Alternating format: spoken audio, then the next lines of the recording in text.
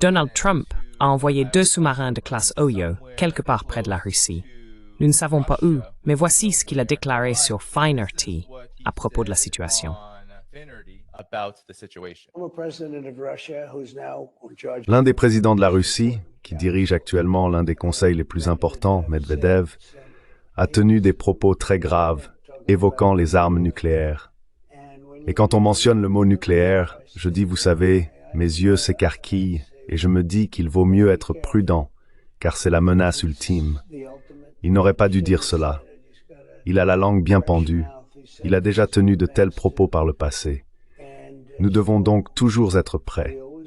J'ai donc envoyé 2 sous-marins nucléaires dans la région. Je veux simplement m'assurer que ces paroles ne restent que des paroles et rien de plus.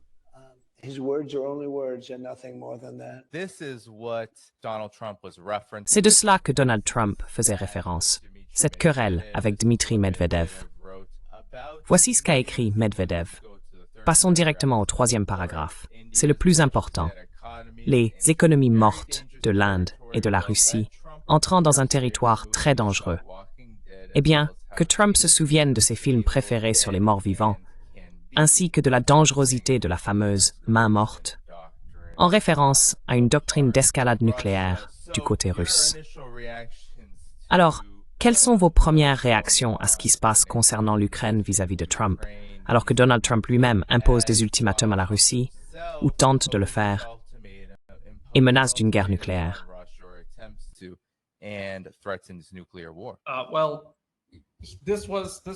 Eh bien, tout cela concerne la continuité de l'agenda. C'est ce que j'avais dit avant même qu'il ne soit élu président. J'ai dit que tout cela allait continuer. Il y a un seul agenda. Et la seule chose qui change, ce sont les mensonges utilisés pour vendre cet agenda au public et les excuses avancées pour expliquer pourquoi les choses ne changent pas, malgré les promesses de campagne contraires. Et donc, ce que nous voyons le président Trump faire en ce moment, c'est trouver des excuses et tout simplement mentir sur les raisons pour lesquelles cette guerre continue. Cette guerre, il avait dit qu'il allait l'arrêter en 24 heures. Et les gens disaient, eh bien, ce n'est même pas réaliste. Il ne pourrait pas le faire, même s'il le voulait.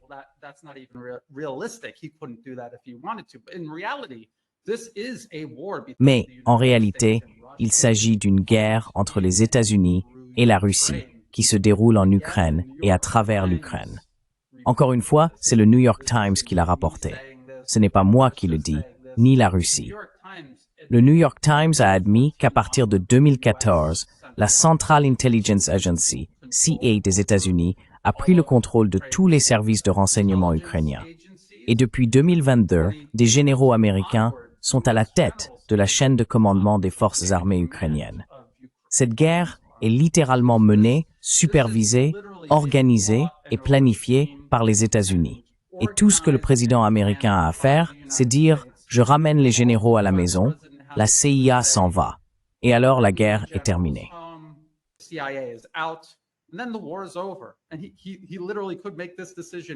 Et il pourrait littéralement prendre cette décision en un jour, et alors ce serait terminé. Ce qu'il essaye de faire en ce moment, c'est simplement de geler le conflit. J'ai prévenu les gens, si vous écoutez attentivement, même pendant la campagne, c'est ce qu'il disait. C'est ce que J.D. Vance disait. C'est ce que tous les autres autour de lui pendant la campagne disaient. Il disait, nous ne devrions pas envoyer d'armes à l'Ukraine parce que nous en avons besoin pour aller combattre la Chine. Donc, il ne s'agit pas de mettre fin à la guerre. Il s'agit simplement de créer une guerre plus grande. Mais il y avait toujours la réserve que nous allions refiler ce conflit à l'Europe. Donc, nous n'y mettons pas fin.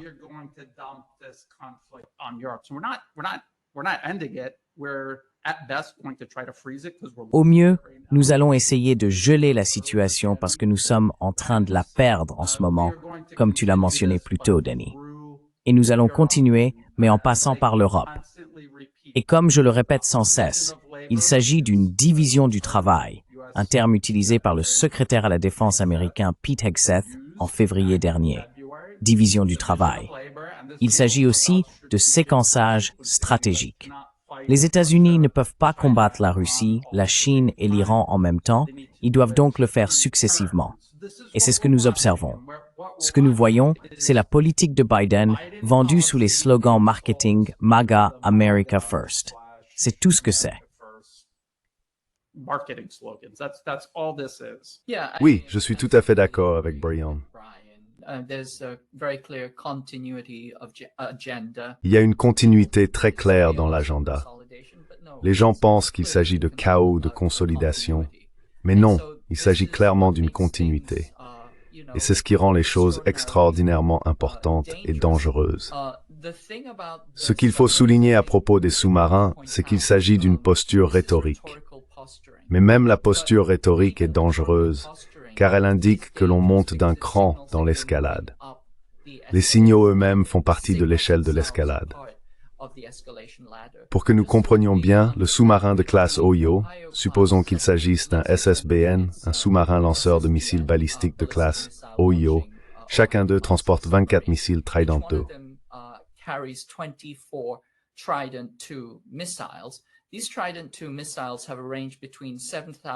Ces missiles Trident II ont une portée comprise entre 7600 km et 12 000 km.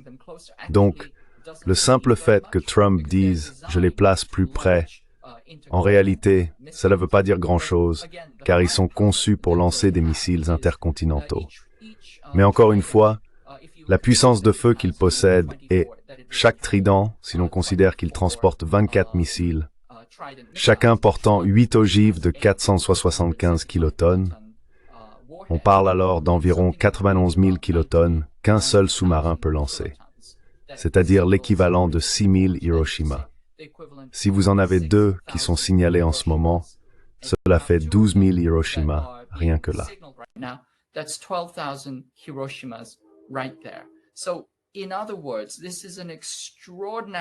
En d'autres termes, il s'agit d'une menace extraordinairement insensée. Et ce n'est pas simplement du trolling ou de la posture, car ce genre de message vous fait monter d'un cran dans l'escalade. Et avec l'état d'esprit de Trump, lui-même a déjà dit à propos des armes nucléaires, « Que voulez-vous dire, on ne peut pas les utiliser ?» Il pense qu'il est permis de s'en servir. C'est donc une situation extrêmement dangereuse. Et ça s'inscrit dans le fait que les États-Unis continuent d'escalader vers la guerre, vers une guerre mondiale, et je crois qu'ils sont tout à fait capables d'utiliser des armes nucléaires.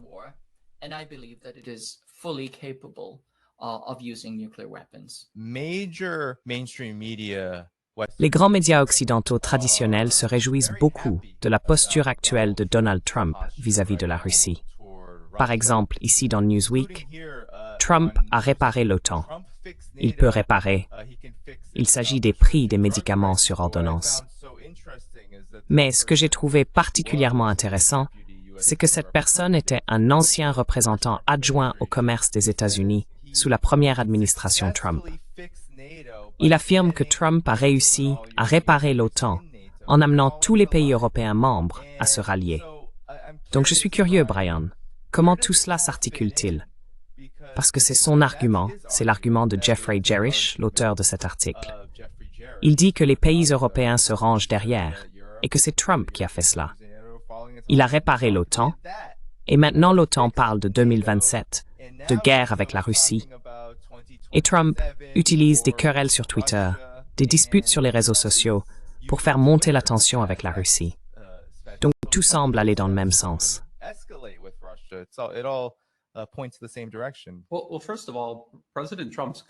Eh bien, tout d'abord, les propos du président Trump et son annonce concernant le déplacement de ses sous-marins, comme Kaji l'a souligné, sont tout simplement absurdes.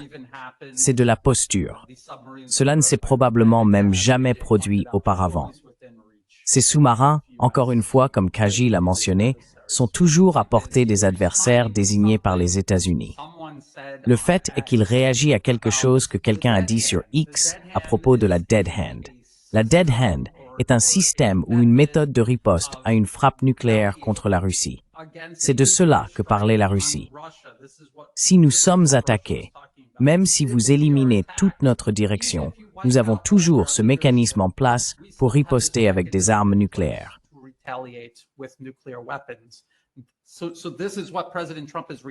Voilà donc à quoi réagit le président Trump. À quelque chose que quelqu'un a dit pour se défendre contre le bellicisme constant des États-Unis envers la Russie.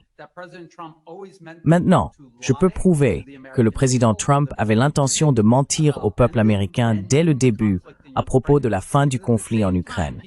Car au même moment où il affirmait sans cesse qu'il allait mettre fin au conflit en 24 heures, il disait aussi « Je vais pousser l'OTAN à augmenter ses dépenses.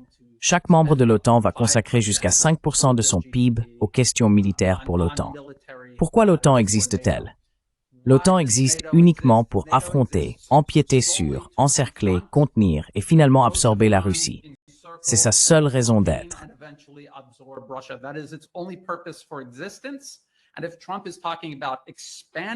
Et si Trump parle d'élargir l'OTAN, tout en affirmant qu'il va mettre fin à cette guerre contre la Russie, il vous dit clairement que non, nous n'allons pas réellement mettre fin au conflit en Ukraine. Il vous dit ce que vous voulez entendre. L'objectif est de poursuivre cette attitude belliqueuse envers la Russie, cette avancée sur la Russie, cet encerclement et ce confinement de la Russie, et cette menace constante envers la Russie, à laquelle, évidemment, la Russie va réagir. Même pendant la campagne, il vous disait que cela ne finirait jamais. Cela n'allait que s'intensifier. Si vous dites aux membres de l'OTAN qu'ils doivent dépenser plus pour l'OTAN, c'est parce que vous avez besoin que l'OTAN fasse plus de quoi?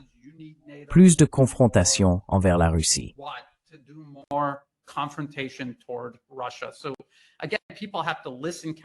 Donc, encore une fois, les gens doivent écouter attentivement ce qui est réellement dit, au lieu d'entendre seulement ce qu'ils veulent entendre. C'est flagrant. Je pense que beaucoup de gens se sont réveillés, mais il y en a encore davantage qui doivent ouvrir les yeux. Malheureusement, les personnes qui ont misé sur le président Trump, surtout les Américains qui ont misé sur le président Trump, croient qu'il ne peut rien faire de mal. Dans leur esprit, ils se répètent sans cesse « Bon, c'est peut-être pas vraiment pour ça que j'ai voté, mais au moins c'est pas Kamala Harris, au moins ce n'est pas Biden. » Alors qu'en réalité, c'est la même chose. C'est juste la continuité de l'agenda, avec le président Trump qui le vend au lieu de quelqu'un d'autre.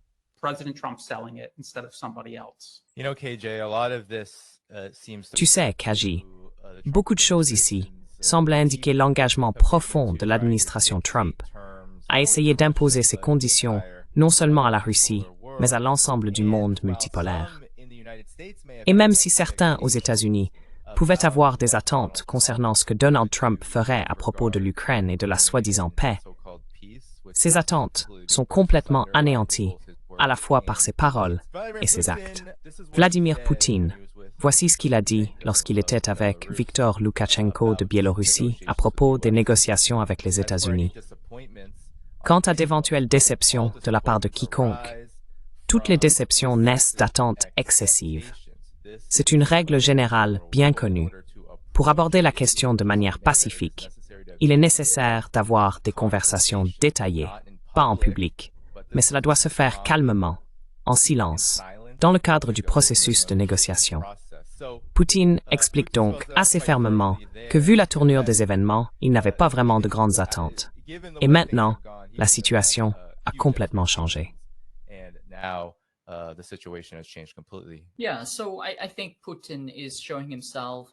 Oui, donc je pense que Poutine se montre comme l'homme d'État mesuré et compétent qu'il est.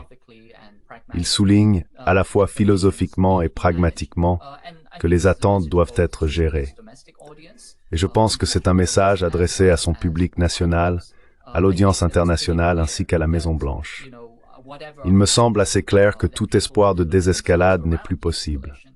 Comme Brian l'a souligné, nous assistons à une continuité de l'agenda, une division du travail et une séquence stratégique. Cela dit, encore une fois, il faut le système politique américain tel qu'il est.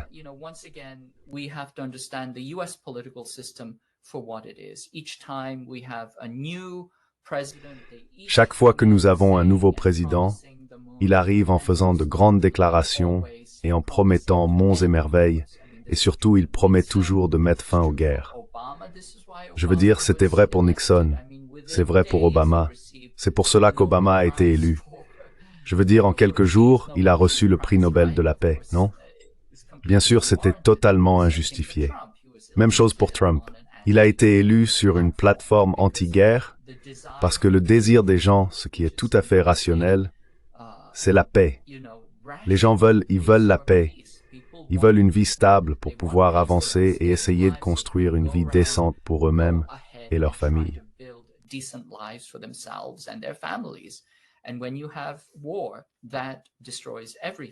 Et quand il y a la guerre, cela détruit tout.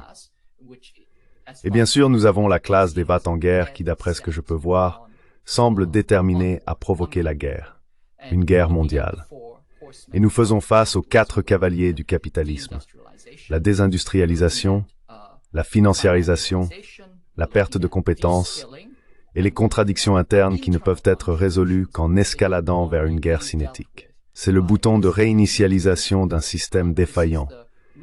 C'est le défibrillateur mural que l'on utilise lorsque la bête capitaliste fait un arrêt cardiaque. On démarre la machine de guerre. Et c'est cela qui me fait très très peur. Et tout semble aller dans cette direction.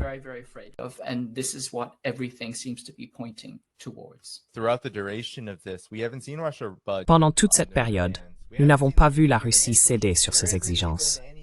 Il n'y a même pas l'ombre d'une normalisation, sans même parler du conflit lui-même. Quelles sont vos impressions sur la réaction de la Russie face à tout cela? Parce que, malgré tout, Steve Wynkoff va bientôt arriver et repartir de Russie, et personne ne s'attend à une quelconque percée, car la situation reste inchangée.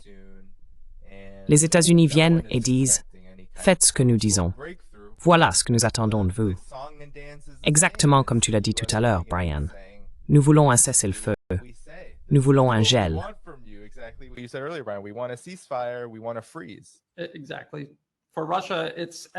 Exactement. Pour la Russie, c'est existentiel.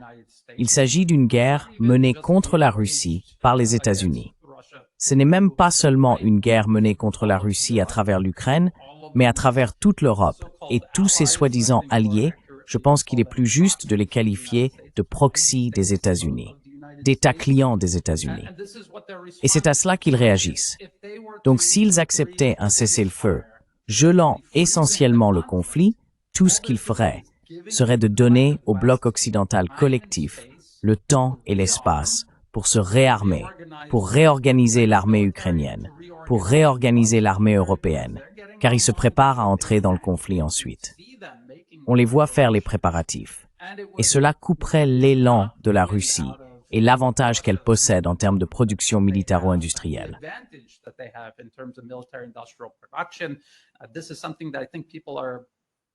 C'est quelque chose à propos duquel je pense que les gens sont un peu complaisants. Ils pensent qu'il n'y a aucun moyen pour les États-Unis de rattraper leur retard. Et à bien des égards, il leur est difficile de le faire. Mais chaque année, ils travaillent un peu plus dessus. Et vous n'avez pas l'éternité pour mener cette guerre. Donc la Russie doit y mettre fin. Elle doit y mettre fin à ces conditions. Si le conflit est gelé, il finira comme en Syrie. Un conflit que tout le monde pensait inévitablement terminé, ou du moins dans l'impasse, mais en faveur de la Syrie et de ses alliés, la Russie, l'Iran, le Hezbollah. Mais nous avons vu comment les États-Unis ont réorganisé les groupes terroristes qu'ils utilisaient, comment ils ont utilisé des pays comme la Turquie, Israël, l'Arabie saoudite, le Qatar, tous ces pays, pour recalibrer leur soutien à ces terroristes. Et quand l'occasion s'est présentée, ils l'ont saisie.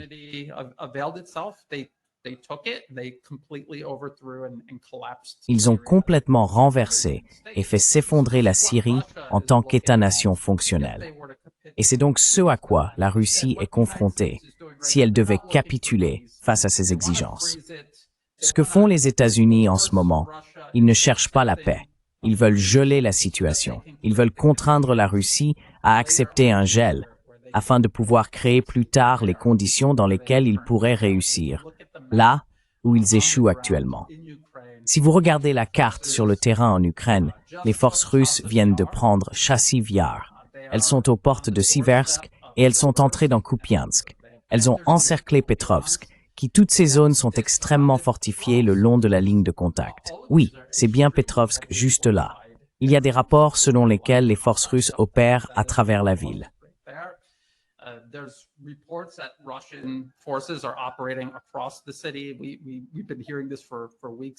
Nous entendons cela depuis des semaines et les Ukrainiens disent que c'est normal, qu'il y a simplement quelques équipes de sabotage.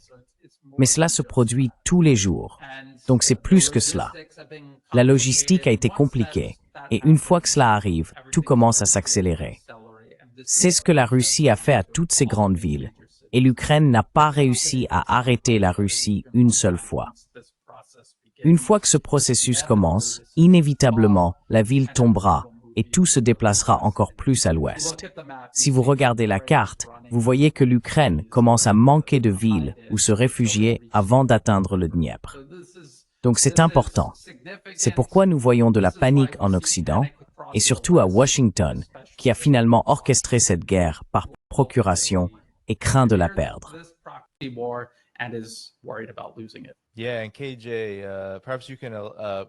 Oui, et KJ, peut-être que tu peux développer là-dessus, parce que, comme Brian l'a dit, il y a eu récemment des avancées significatives de la Russie sur le champ de bataille. Comme il l'a mentionné, Pokrovsk est un véritable désastre pour l'Ukraine et les États-Unis. Il y a aussi la situation politique en Ukraine, qui est très instable. On parle d'un scénario de changement de régime interne qui pourrait se produire dans un avenir très proche. Il semble vraiment que les problèmes s'accumulent. Et la façon dont Donald Trump se comporte montre que lorsqu'il y a une situation défavorable pour la machine de guerre, elle revient à la moyenne.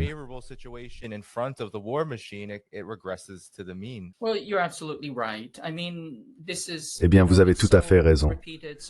Je veux dire, cela se répète tellement souvent que ça commence à devenir banal. Mais Kissinger a dit qu'il est dangereux d'être un ennemi des États-Unis et que c'est mortel, c'est fatal d'être un allié. Et c'est exactement ce que nous voyons se produire. Je veux dire, Zelensky était un potentat corrompu et ridicule. Si vous mettez un clone au pouvoir, vous aurez un cirque. Mais ce qu'il était censé faire, c'était suivre les instructions à la lettre. Et les États-Unis n'ont jamais imaginé que l'Ukraine ne gagnerait pas. La Russie n'est qu'une station-service, non? Ils pensaient que la Russie allait simplement s'effondrer.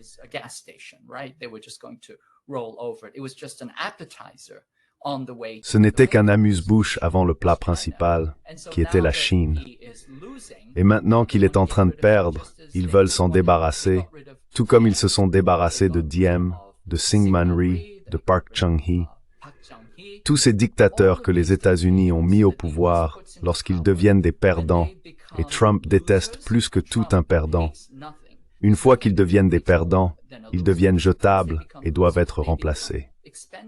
Nous savons qu'il y a des personnes qui attendent dans l'ombre, et tout cela indique que les États-Unis, l'Occident, savent qu'ils sont en train de perdre sur les champs de bataille.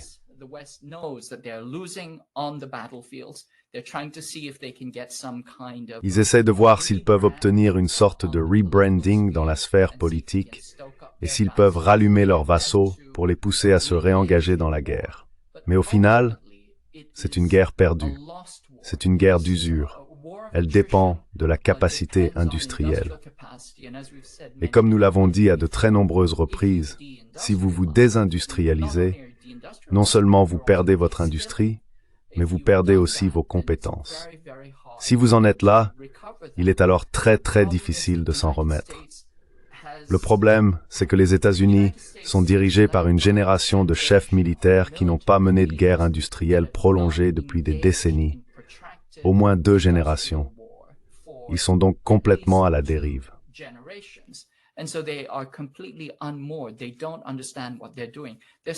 Ils ne comprennent pas ce qu'ils font. Ils s'appuient encore sur la doctrine de guerre israélienne, qui est issue de la guerre du Kippour, laquelle a ensuite servi de base à la doctrine américaine Airland Battle, qui est elle-même à l'origine de la doctrine anti-chinoise Air-Sea Battle. Et tout cela repose sur des frappes de décapitation rapides. Il ne s'agit pas de guerre d'usure ou de guerre industrielle. Et ils sont tout simplement incapables de comprendre que la situation a changé.